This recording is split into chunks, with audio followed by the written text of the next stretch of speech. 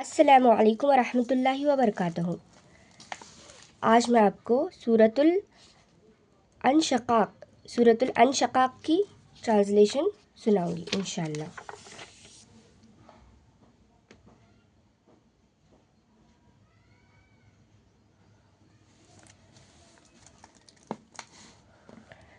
بسم اللہ الرحمن الرحیم۔ یہ سورت مکی کی ہے۔ اس میں 25 آیتیں ہیں۔ شروع اللہ کے نام سے جو سب پر مہربان ہے، بہت مہربان ہے۔ جب آسمان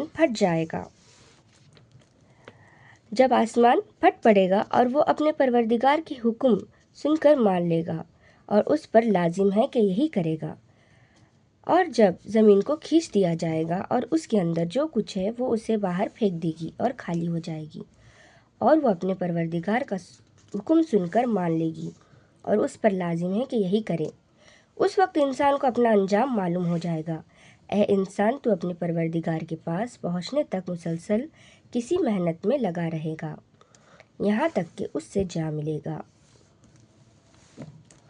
پچھلی صورتوں کی طرح اس صورت میں بھی قیامت کے حالات بیان فرمائے گئے ہیں۔ عربی میں پھٹ پڑنے کو انکشاف کہتے ہیں، انشقاق کہتے ہیں، اسی لیے اس صورت کا نام انشقاق ہے۔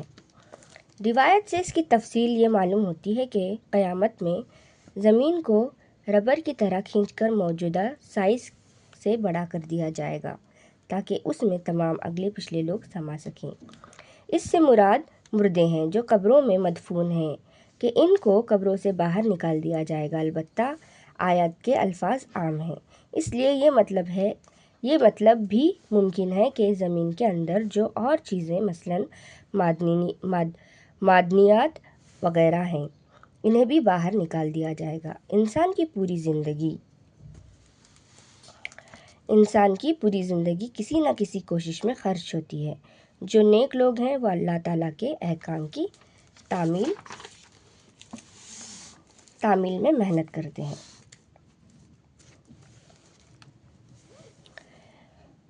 پھر جس شخص کو اس کا اعمال نامہ اس کے دائیں ہاتھ میں دیا جائے گا، اس سے تو آسان حساب لیا جائے گا اور وہ اپنے گھر والوں کے پاس خوشی مناتا ہوا واپس آئے گا، لیکن وہ شخص جس کو اس کا نام اعمال اس کی پشت کے پیچھے سے دیا جائے گا، وہ موت کو پکارے گا اور بھڑکتی ہوئی آگ میں داخل ہوگا۔ پہلے وہ اپنے گھر والوں کے درمیان بہت خوش رہتا تھا، اس نے یہ سمجھ رکھا تھا کہ وہ کبھی پلٹ کر اللہ کے سامنے نہیں جائے گا۔ بھلا کیوں نہیں؟ اس کا پروردگار اسے یقینی طور پر دیکھ رہا تھا۔ اب میں قسم کھاتا ہوں شفق کی اور رات کی اور ان تمام چیزوں کی جنہیں وہ سمیٹ لے۔ میں محنت کرتے ہیں یعنی احکام کی تعمیل میں محنت کرتے ہیں، اور جو دنیا پرست ہیں وہ صرف دنیا کے فوائد حاصل کرنے کے لیے محنت کرتے رہتے ہیں، یہاں تک کہ ہر انسان کا آخری انجام یہ ہوتا ہے کہ وہ محنت کرتا رہتا ہے، اللہ تعالیٰ کے پاس پہنچ جاتا ہے۔ سورہ الحاقہ میں فرمایا گیا ہے کہ برے لوگوں کو ان کا نام اعمال بائیں ہاتھ میں دیا جائے گا، یعنی الٹے ہاتھ میں۔ اس آیت سے معلوم ہوتا ہے کہ بائیں ہاتھ میں بھی پیچھے کی طرف سے دیا جائے گا، یعنی جن چیزوں کو رات اپنے اندھیرے میں چھپا لے۔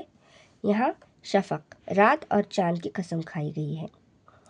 یہ ساری چیزیں اللہ تعالیٰ کے حکم کے مطابق ایک حالت سے دوسری حالت میں تبدیل ہوتی رہتی ہے۔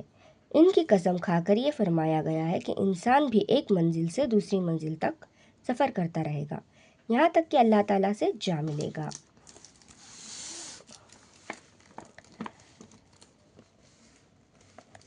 اور چاند کی جب وہ بھرپور پورا ہو جائے گا کہ تم سب ایک منزل سے دوسری منزل کی طرف چڑھتے جاؤ گے، پھر ان لوگوں کو کیا ہو گیا ہے کہ وہ ایمان نہیں لاتے، اور جب ان کے سامنے قرآن پڑھا جاتا ہے تو وہ سجدہ نہیں کرتے، بلکہ یہ کافر لوگ حق کو جھٹلاتے ہیں، اور جو کچھ یہ جمع کر رہے ہیں اللہ کو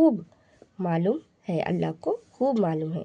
اب تم انہیں ایک دردناک عذاب کی خوشخبری سناؤ، البتہ جو لوگ ایمان لے آئے ہیں اور انہوں نے نیک عمل کیے ہیں ان کو ایسا ثواب ملے گا جو کبھی ختم نہیں ہوگا۔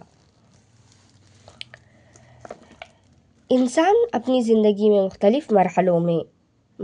مختلف مرحلوں سے گزرتا ہے، بچپن، جوانی، ادھیڑ عمر اور پھر بڑھاپا۔ نیز اس سوچ میں بھی مسلسل تبدیلیاں آتی رہتی ہیں۔ یہ سارے مراحل اس آیت کے مفہوم میں داخل ہیں۔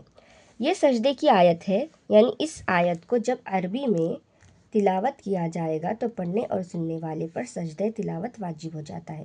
اس کا یہ مطلب تو یہ ہے کہ وہ اپنے اعمال کا جو ذخیرہ کر رہے ہیں اللہ تعالیٰ ان کو خوب جانتا ہے۔ اور دوسرا مطلب یہ بھی ہو سکتا ہے کہ انہوں نے اپنے دلوں میں جو باتیں چھپا رکھی ہیں اللہ تعالیٰ ان سے خوب واقف ہے۔ جزاک اللہ خیر۔ السلام علیکم ورحمۃ اللہ وبرکاتہ۔